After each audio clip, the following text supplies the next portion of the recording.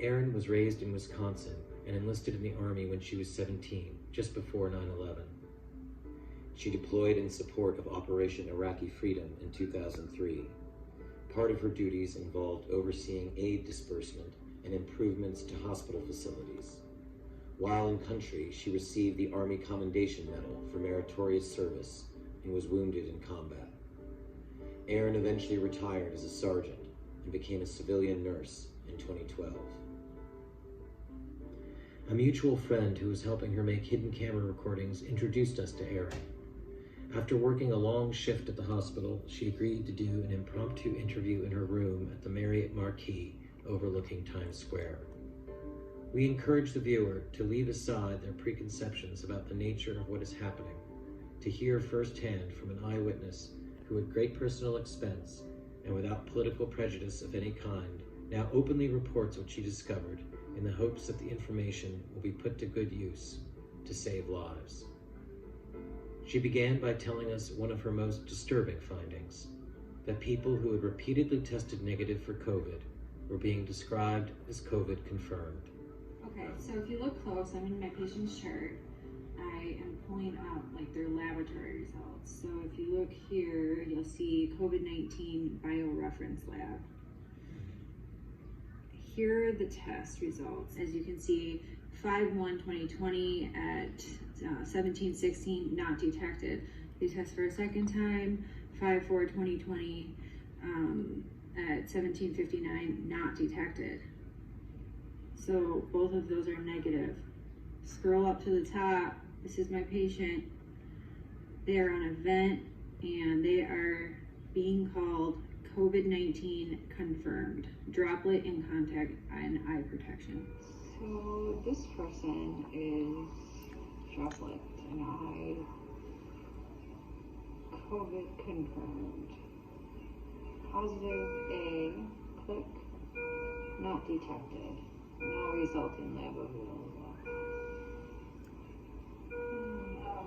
Oh, pretty good. While Erin was using her hidden camera to document another chart showing a patient with negative test results who nonetheless was labeled COVID confirmed, another travel nurse entered the room.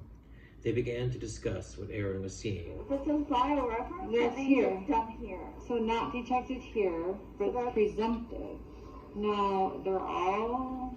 But they are detected. They're saying it's positive. Not detected. But it's not detected. Say.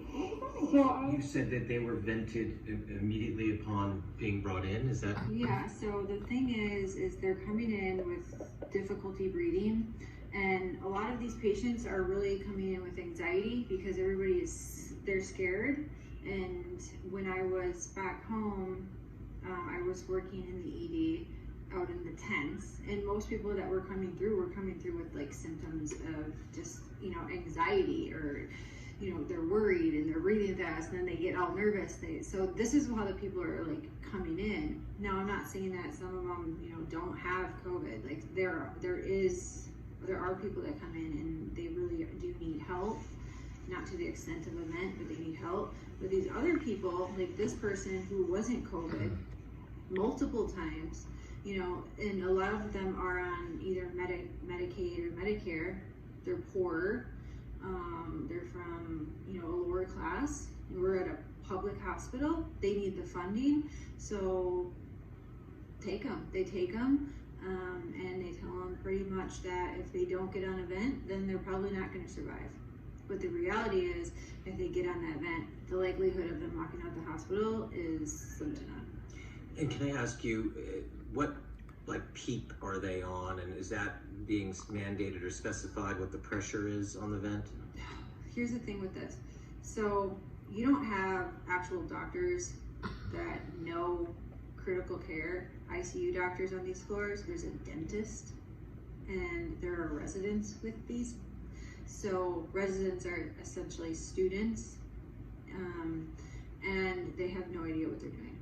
Like I had to police a resident because he wrote an order for me to run Versed, which is a medicine that you have to be very careful with because it can kill someone at like quadruple the speed of what you should be running it at the dose. And had I not known that, then I would have easily killed the patient.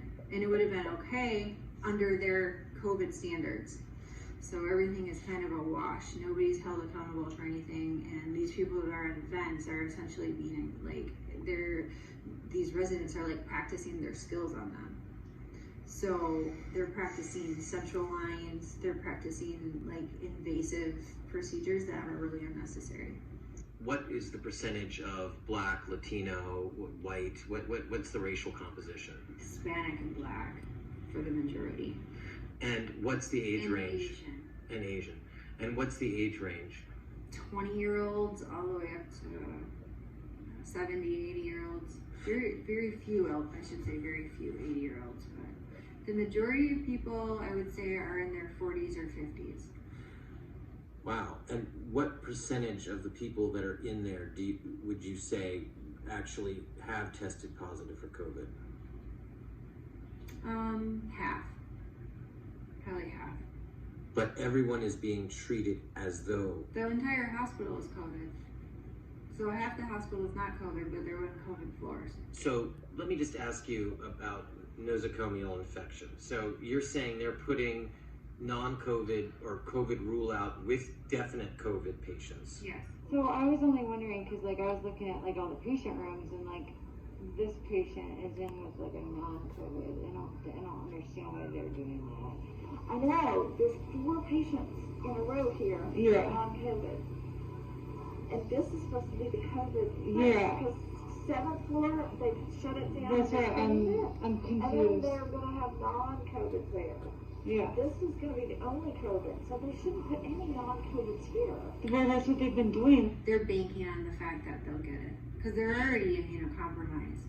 So and they'll put them in the same room. So there's double rooms. So you have a COVID with a non-COVID. They don't even care. We have enough rooms where they can be separated now because it's not as busy as it was, 4 weeks ago. But they don't care. They're just putting them together. I have that right now happening. And like the guy over in, We had 2 26 Yeah. that were 2 negatives. and they end up positive. Like the guy over in 29, I had him upstairs because I was in CCU before it, Yeah. and he came in with a stroke. I know, that's what 26-1 was, a stroke. And no Nothing to do with COVID, nothing to and do now he's got COVID, and he's on a vent. because we gave it to him here. I don't know how this ended up being COVID central. I know, but she literally came in with a broom, and then she left like 5 minutes later. My patient had died of COVID, and she didn't mop the floor. She was cleaning, getting prepared for my next patient, and she didn't mop the floor. I was like, that is the That's a standard. I didn't think I had to tell her that. People don't know how to properly wear their PPE. Let's go back to Ebola. Like when Ebola was here, people took that very seriously. You have a nurse in the room in all the head to toe PPE. This is Ebola. This is I'm going to compare it. And you have another nurse that's outside the room handing supplies. The clean nurse and the dirty nurse, right? Going and when they're taking their outfit off, one nurse is unzipping the back so she can take it out, walking out. They're not doing that here. We're wearing like our scrubs, and then we have maybe like a net top. Our pants are exposed. They're wearing booties over their shoes, but the booties are going room to room to room. And then people will wear them through the hospital. So there's massive spread just through the improper use of the PPE. I mean, it's a no-brainer. It looks good. It looks like you're super safe, but in reality, it's ridiculous. So you'll go room to room. You'll maybe take that top off, put a new top on, but the rest of you is still exposed. But I mean, why are they doing this? Suspected, and then there's like, principal hospital, is that meaning like a nosocomial? Is that what that means? Like we have in the United States, and we've had it for a while, a rapid test. It's 45 minutes. Do you have COVID? Don't you? They're not doing the rapid test here. They're not. No. Okay. I In Elmhurst, you've never seen them. Nope, they don't do it. It's too expensive. They do 5 day. It's like 5 to 7 day turnaround. In the meantime, they admit them onto COVID units. So non-COVIDs, the rule outs are going to COVID units and waiting for the results. Even though we have a rapid result, which is 45 minutes, and they're not doing it. No, not one. But when you say it's too expensive, I mean, isn't this all getting charged to the fund anyway? I mean, why not do it? Why not? Are you saying that? I don't know why. It doesn't make any sense to me. I asked that doctor about it. How come you guys don't do the rapid test here? That's city place, and it exists. It's just they don't have access to it. There's only limited supply, so if you have deep pockets, you get it first. Oh, so money. Most times it's money about everything, yes. That's sad. It's the reality. I compare this hospital to a third world country. I've been in a third world country hospital in Iraq. The Iraq hospital is better than this one, and that says a lot. I've been there. I've been in both hospitals, and this is in the United States, and this hospital is treating low income, mostly people, and it almost makes me feel like they think these people are disposable, and they're not. They're people. You know, people are not disposable. You know, especially the ones that are struggling day in and day out, the hard workers. You know, like trying to reach that American dream, and they're not given a chance because they're brought to this place where nobody cares. And is there an understood financial incentive to diagnose COVID? Yeah, of course. So in the hospital that I'm in right now, it's all COVID at this point. Every single floor is COVID, and they made it that way, obviously, for a reason, in my opinion. But a person cannot come to the floor unless they have a COVID diagnosis. Is the reason, do they not want to cross-contaminate? Would that be the legitimate reason why you would create an all-COVID floor? Here's why I will say no to that, is because they're admitting people for, quote, COVID rule out. So this guy was probably admitted COVID rule out, tested him, they saw that it came back negative. They probably already did something where they needed to now call him COVID, in the hopes that if they're putting him on a COVID floor and there's nurses going room to room to room, he will get it, and then they'll be back to when he does pass that he did have COVID. Now, I mean, that's quite a charge. I mean, what makes you think they really want them to get COVID? Because money. Money. I think it's at least $29,000 per patient, and then you have to think you are also charging supplies and more supplies. That's just like a bonus money. But the residents aren't getting that, right? I mean, why? Oh, that's the thing. And I actually I've went at it with a lot of residents already, and they're order followers. So there was a resident, and I have this on tape. I taped it because it was just so disgusting to me. A 37-year-old, which is my age, was not a DNR, is a full code. His family in depth discussed with the doctors that they want us to do everything they can to save him. He came in talking, he was very terrified. He was just like, totally alert, knew what was going on, and they convinced him to be on a vent. Now he's dead. But the doctor said when I got into shift that if he codes that we are not to resuscitate or try to save him. And we flipped. This is important. I just asked them if they could put a DNR order, and they said no. That's up to the attending. Okay, so we're gonna go then. That's what I said, and they said no, we're not. I said yes, we are. We're not obligated to. So then You gotta say something though, like it's our license, unfortunately, you guys gotta put it in order, just something. That's what I said. I said I'm obligated. Yeah. What did she So say? then she's like, the higher up said. I said, I don't care what they said. They're the higher up God. We don't have a God here making decisions. I said, I don't care what they say. So, we're supposed to... He's not DNR, but we're treating it as DNR? Basically. Does his family know? His family knows the situation. I think they called them and they told them. They were trying to do a tour syndicate. All day spent like in the 80s, saturated.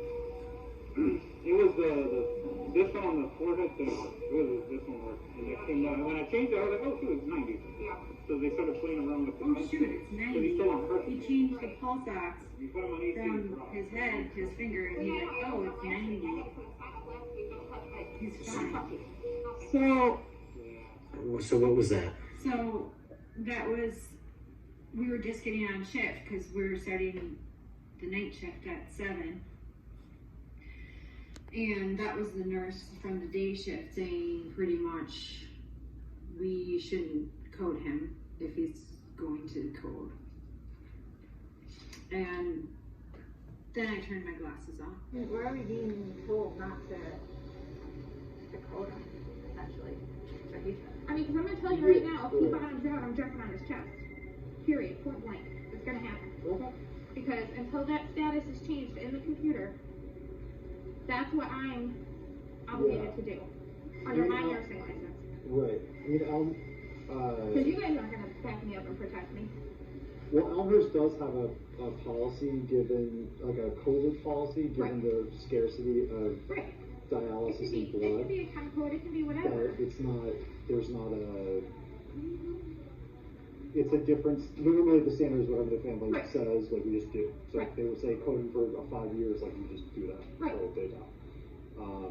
It's a little bit different now because of the new policy in place. With Right. a little bit in place, which is that you don't need full family, like you can just tell someone that it's medically futile and that we're not willing to just pour blood and resources into something that would be impossible to get back. Right. But look, it's brutal. He's 37. I mean, it's brutal. Well, our higher ups have agreed and our attendings agreed that this is futile care at this point. He's not going to make it. I said, he doesn't have an epi drip going. He doesn't have anything to sustain going. And I said, and who decided this? And I said, can you put a comfort care order in then? No, we can't do that. Can you put a DNR order in? No, we can't do that. I said, so what's our plan? Do we have modified? She goes, well, he's dying. And I'm like, I understand that, but there needs to be an order indicating that either I'm doing compressions or I'm not doing compressions. Well, I consider that we can all be in agreement that we will do it. I will definitely. Because I'm going to jump on him. Yeah. So will I'll go right with you. I don't care. That's what we're here for. I'm not Like, fucking like these until they stupid change his status that he is a DNR, and they can do it through physician consent if they've talked to the family. Yeah. But until they change it, and I see it, he's a full coach. We know when someone is close. We'll pull the code card up and be ready. You know, we're ready. I had the epi ready. That's one of the first things we do. And she wouldn't let me give it. So this was that woman, and the entire time, and this was over his body, his alive body, and we're arguing, and she's laughing. She was smirking, and how this man died was the nurses arguing with the doctors over him as he was dying, and she's smirking the entire time. It was probably one of the worst experiences in my entire life. But all I can think about is that at least he knows that we were fighting for him when he died. You know,